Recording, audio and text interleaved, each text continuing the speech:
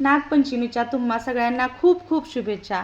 काल भावाचा उपास होता म्हणून मी पण खेळ खेळायला गेले होते। तशा महिला 2-3 दिवस झाले खेळतात बरं का, पण मला काही जमलंच नाही, मी कालच गेले होते।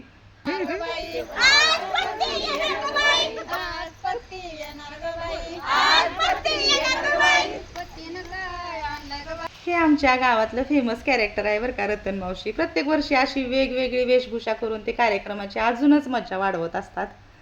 सकाळी उठले तर आज काय किती छान योग होता ना, श्रावणातला पहिला सोमवार आणि नागपंचमी। मग काय म्हटलं, देवांना जरा घासून पुसून देवपूजा करूया म्हणून पितांबरीने देव घासून घेतले, देवपूजा करून घेतली, मस्त फुलं वगैरे वाहून घेतली, दारामध्ये सडा रांगोळी करून घेतली, तुळशीला पण पाणी घालून घेतलं। मग घरातलं सगळी पूजा आवरल्यानंतर म्हटलं आता आपल्या रानातल्या मंदिराची महादेवाची पूजा करायला जाऊया, श्रावणी सोमवार असल्यामुळं। ताट वगैरे करून घेतलं, तिथं गेलं तर बऱ्याच महिला आलेल्या होत्या, सगळ्यांनी मिळून आम्ही महादेवाची देवपूजा करून घेतली।